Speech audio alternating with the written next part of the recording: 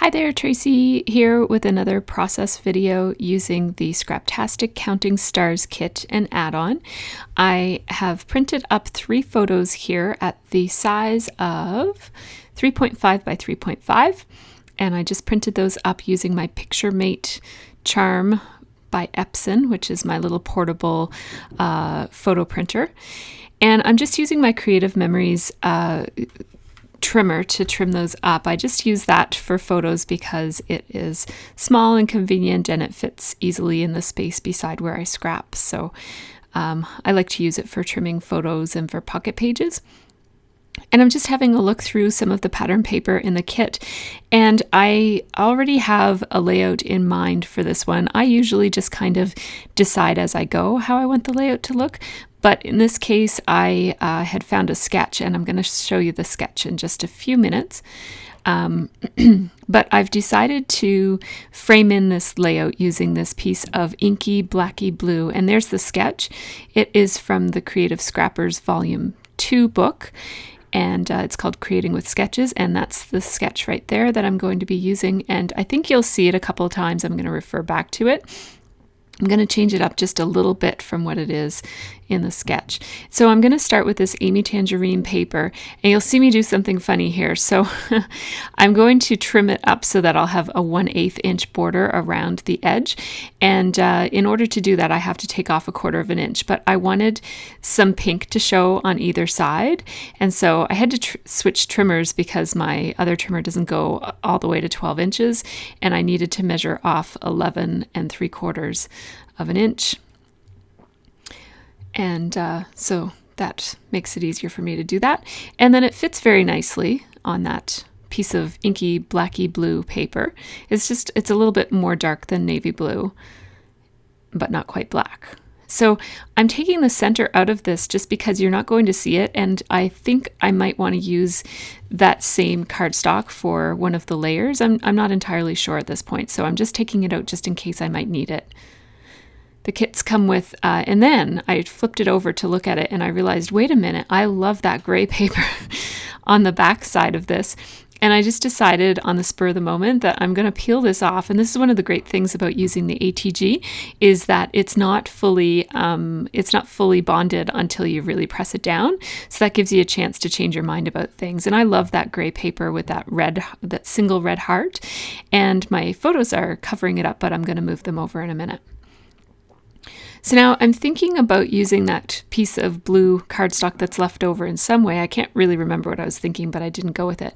So I've decided to flip this sketch so that it's the exact opposite of what it is in the book.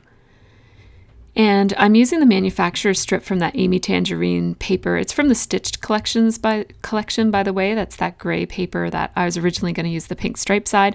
Now I'm using the gray heart side. And so I'm pulling out some embellishments. I'm going to use that Love, Love, Love banner that went on the manufacturer's strip on the paper. And I'm going to use that down in the bottom corner. And I'm going to use these letter stickers. And I'm putting the thinner ones on the top. So my title is going to be Date Night. And I'm using the thicker stickers to spell out the word night. And that will just, to me, it makes better sense to have a lighter sticker over top of a darker sticker, just because the darker, more bold letter sticker has more weight to it, and so it doesn't feel so top heavy if I put the date in the kind of thinner letter stickers that have just a little bit less weight to them. So I definitely want to use these chevrons. I was hoping to get away with not shifting everything over on my wax paper, but here I am doing it. I just didn't leave myself enough room to put those stickers on the wax paper. And I just use wax paper because it allows me to play around with the placement of my title. And I just keep a roll right here in my scrap room.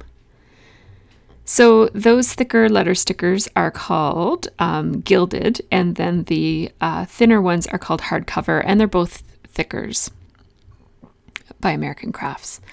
And now I'm just having a look at these black rub-ons because they're going to provide a bit of balance with that heavy Date Night title being so high up in my layout. I want to put some dark elements down the bottom here. And so I just cut out the You and Me because it's sort of applicable to a date night. Those are from my mind's eye. those letter stickers. Or no, they're not letter stickers, they're rub-ons, of course. So I'm just going to nestle that little heart on the background paper amongst the you and me. And now I'm having a look at these embellishments that came in the kit. Every single thing that I use on this layout is from the Counting Stars kit from Scraptastic and the add-on. So I grabbed a couple of embellishments that might coordinate with this layout, and I'm not going to use all of them, but I grabbed some of them.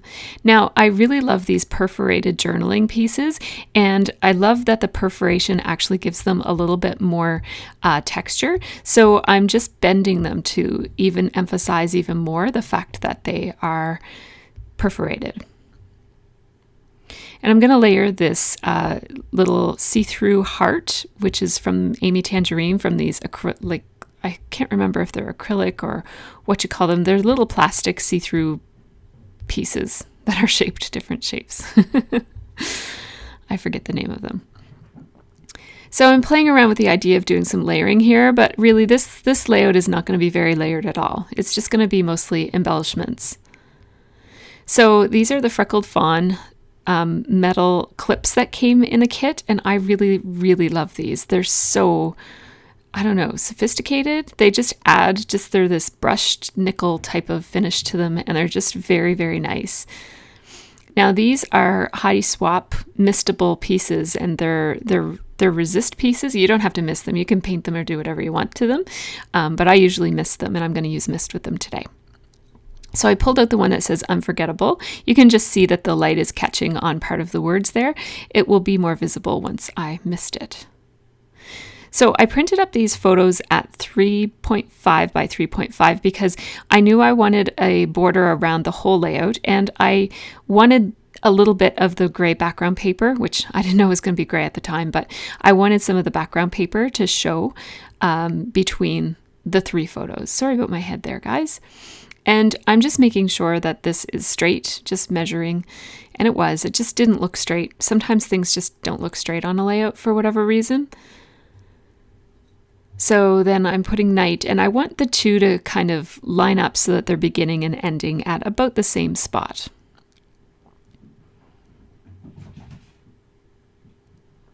And then adding the little chevron pieces at the end of the layout, at the end of the title as well, and straightening out those top ones. I think that's why the title looked crooked. It was because the chevrons were crooked.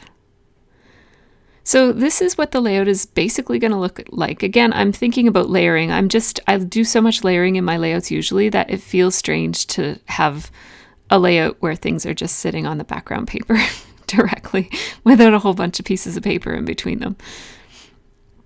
So now I'm going to use this, my Mind's Eye rub-on, and what I do is I just kind of run the popsicle stick right over the whole thing just to make it stick down. That way it's not going to shift too much as I kind of lay it down for real. And that's what I'm doing here, is I'm just kind of very slowly rubbing very hard and very systematically through the whole thing, just pulling up a little bit at a time to make sure that it's really stuck down there before I pull up the clear backing paper. Cutting a little banner shape into this little strip from the Amy Tangerine paper. And like I often do with banners, I'm going to use some dimensional adhesive, and I'm almost out of my pop dots here, so you'll see me using some of the edge pieces on this layout. And I'm going to use my ATG to run some adhesive along the middle, and then I'm just going to give the two ends just a little bit of lift with those pop dots from Stampin' Up.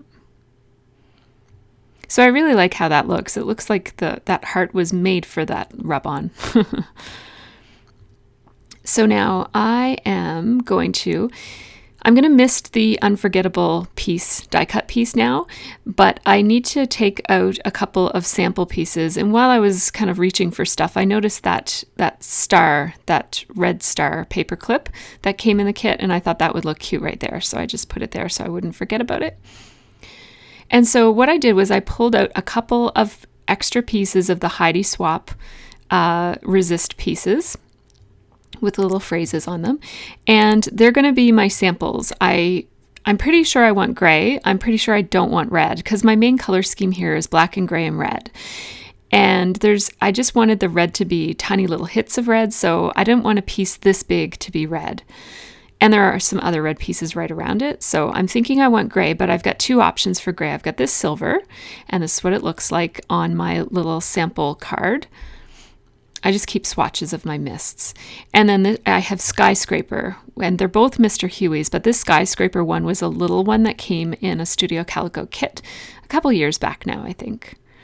So I start by misting one piece in this silver, and it looks nice. I really like it.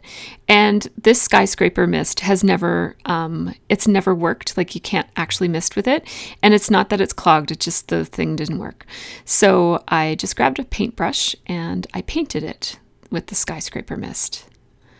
And oh, I love how that looks. So the silver is on the right and the Skyscraper is on the left. And the Skyscraper is definitely the one I want to use, but I'm just going to put them here just to make sure. And yes, very quickly I made my decision that I want to use the Skyscraper. And I just love how when you paint with the mist, it takes on this beautiful watercolor look to it.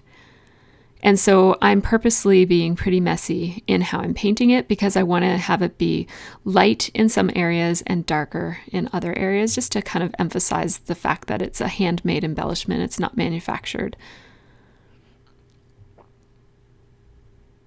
And then I'm just taking my paper towel to clean off the resist part so that it's more readable, basically, so that the spelling is more bright white. And it contrasts more with the background that's gray. So I don't have a sink down here or anything. And so what I often do when I'm using paintbrushes is I don't want to stop what I'm doing and run upstairs. So I just cover it in a baby wipe. That will keep the paintbrush from getting dried out. It's not such a big issue with mist, which washes out of paintbrushes pretty easily. But if I were using paint, I wouldn't want to wait a whole hour before I washed my paintbrush. So I just wrap it up in a baby wipe and leave it beside my door so I don't forget to bring it upstairs, and that keeps it wet until I go to wash it, and then it's a much easier to clean. So I'm doing my journaling, which says our dinner reservations weren't until 8:30, so we had 4 hours to kill. We went shopping, then hung out at Chapters, just like old times. Dinner at Rhubarb was delicious. Perfect V-Day is what I'm writing. And I'm just kind of making sure that that little heart piece is actually see-through. I mean, it's kind of too late now because I already wrote, but my idea was that I was just going to write this and then place the pieces around it and hope that it's see-through enough that you can read it. And it is. So I just used my ATG, as you saw there, to place that little see-through piece onto the journaling piece. And again, I want to emphasize the fact that those pieces are perforated, and so I bent it one more time before I put it on, and then I'm going to put a couple of pop dots at the top and the bottom. And I'm going to put Unforgettable on, and it's actually going to cover some of the journaling. It's going to cover the V-Day mostly. You're still going to be able to see perfect. I don't know. I don't really care about that. Some people might. So if you care about that, then you'd want to end your journaling a little bit sooner. One thing that I didn't put on this layout is a date stamp. So I'm going to go back before I put this in my scrapbook and add a roller date stamp someplace inconspicuous that just says February 14th, 2015. So I'm just showing you close up what this little cluster looks like. It's basically a journaling cluster. So I'm thinking of the title and the journaling cluster as being one cluster, and then a little secondary cluster down in the bottom with the rub-on and the little love, love, love strip. So I put a little gray enamel dot on the heart just because I wanted to bring a little bit of gray up into that part of that cluster, which was otherwise just black and red. Trying to kind of keep the colors spread around. There's only 3 of them, so and one of them is the background, so it's everywhere. So gray is everywhere. But I also put a little gray enamel dot on the black heart down here because there was no gray down there other than the background paper. So that just kind of finishes off the spreading of color into both of the clusters. And I wanted to include just a little bit more journaling, just a little bit more of an explanation for the photos. And so I'm adding some captions here. This one says, all dressed up with nowhere to go. And the next one says, books and coffee. And then the last one says, salted caramel chocolate pate. And I kind of messed up on the word chocolate, so I just wrote the whole thing all over again. That's one of the benefits of doing your journaling on strips, is that if you make a mistake, you can just, you haven't put it on your layout yet, so it's easy to fix it. I love journaling on journaling strips and adding them later. It's one of my favorite ways to. It's also good if you're not a huge fan of your own handwriting, because, if you need to kind of take your time and do things a couple times to get it looking the way that you like it to look, it's just a lot more forgiving than writing right on your layout. I find I always get nervous when I'm writing right on the background paper. I do it, but it always makes me a little bit nervous because you feel like, I just spent 2 hours doing this layout and now I'm writing on the background, which could completely ruin it. It won't, of course, it won't, even if it's messy or misspelled, it's still not going to ruin a whole layout, but it sometimes feels like that, so it makes you a little nervous. I just used my Zig 2-way glue pen to stick those down, even though I was planning to staple them in place. The staple is more of a decoration than to actually hold them down.